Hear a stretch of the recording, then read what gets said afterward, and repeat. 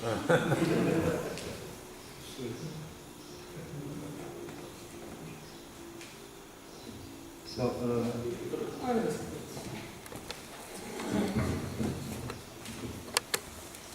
thank you for the presentation.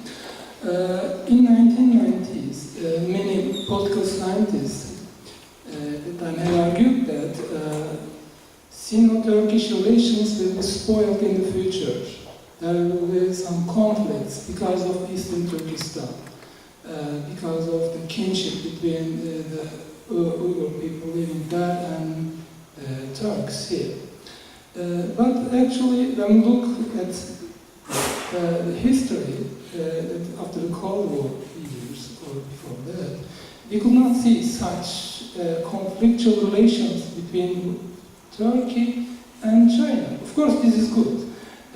But what is the reason for that? This is my first question. And in relation with that, I have another question. Actually, in Turkey, we are discussing that there is a rising nationalism in Turkey. But we can also observe there is a lack of interest towards Central Asia or towards Eastern Turkestan or Uyghur Xinjiang region in China. What's the logic here, actually? And what kind of nationalism that is? Perhaps it's a different nationalism that is argued actually in 1990s, perhaps. Okay, thank you.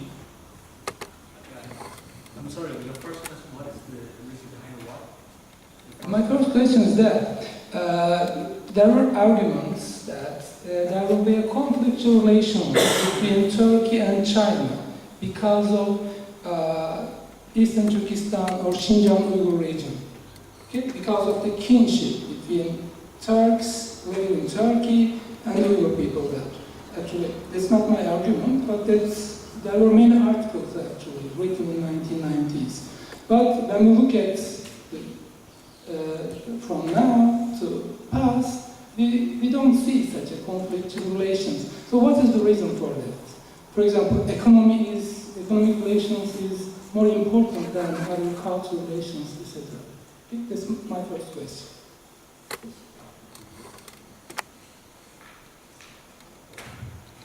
Thank you. I don't think that I can appropriately answer your question, maybe, but I think what you asked is a question about the bilateral relationship between Turkey and China. I think the post-Cold War world is a world that going back to the more national state system than the two blocks polarization system with the collapse of Soviet Union. For a longer time, especially I would see at least by 2008, the year that China had the Olympic Games, the rise of China, it was talked about by the world, but not very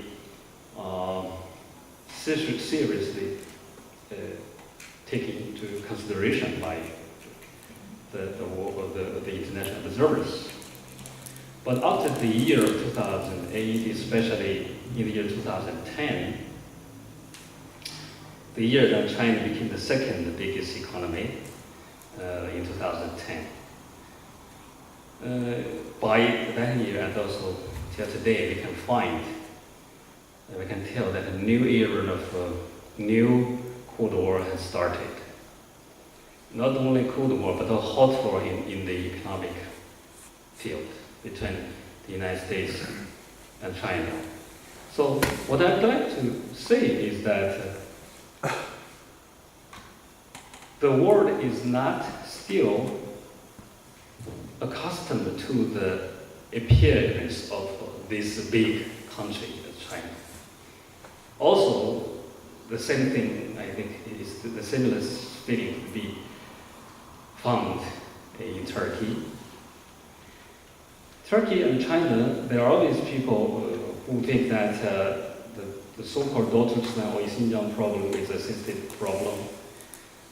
But interesting is that these countries are, both China and Turkey are far from each other.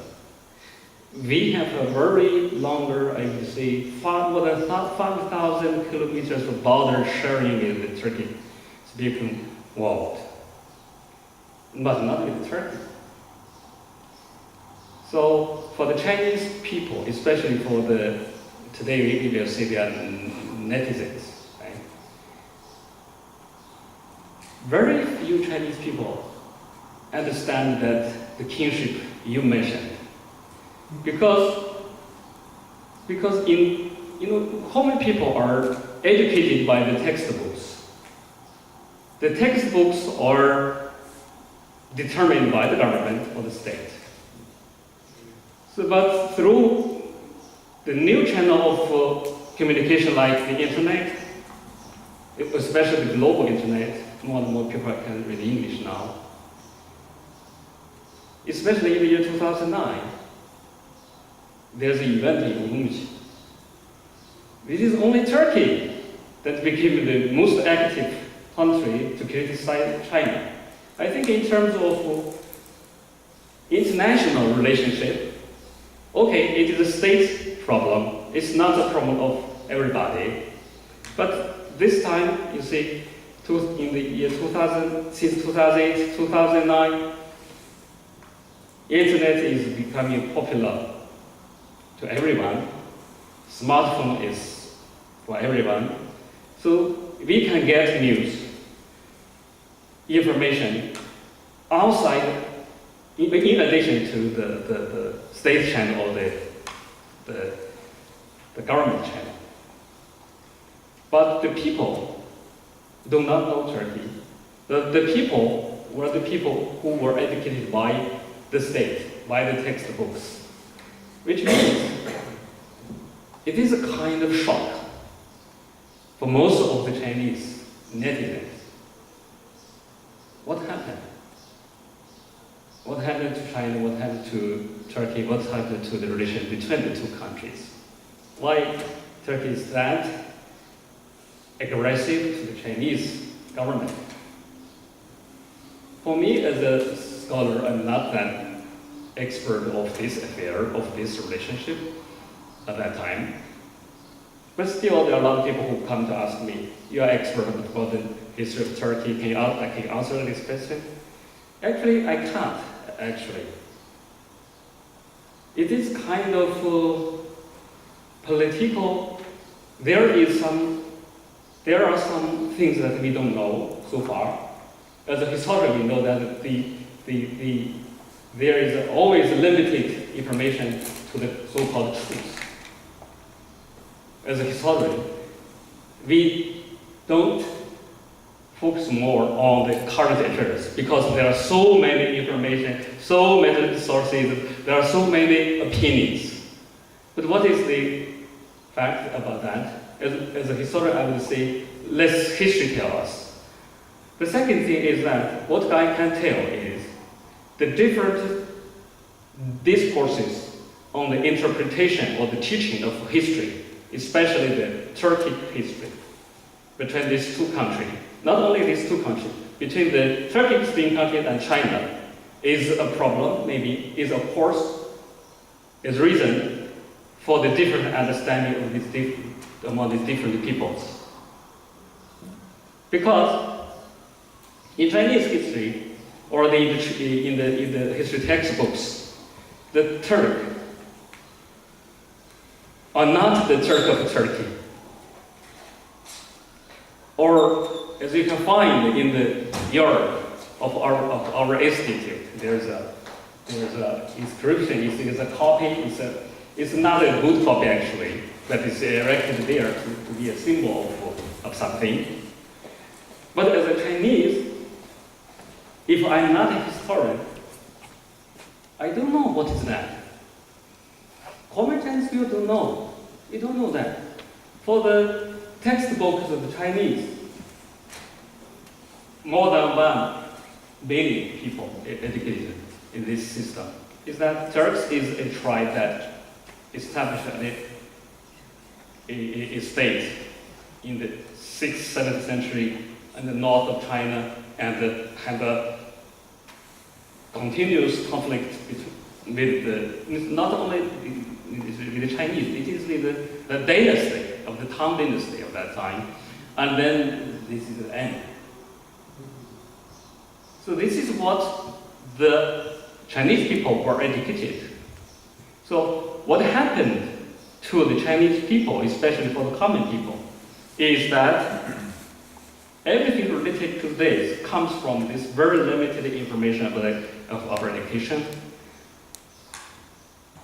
And then, especially after 2001, after the 9/11, a new discourse was invented by all of the countries in the world. Anti-terrorism, anti-separatism, anti-extremism. In China, we have this kind of political discourse which is called the medieval forces, which is also, I think, a continuous topic shared by both Turkish politicians and Chinese politicians every time they meet together. That is official stance and mutual understanding, which is set like a bottom line for both countries to talk about this kind of question. So look, politically it is like this, and in terms of education it is like that. So there's no real mutual communication or understanding of each other. I think Turkic-speaking world is a very strictly defined term for us. But here we will say simply Turkic world, or in Chinese, the countries. There's no such kind of word. The countries with the people who speak a certain Turkic language. That is the very strictly used Chinese term in the Chinese textbooks, different textbooks, not only the history textbooks, but also the textbooks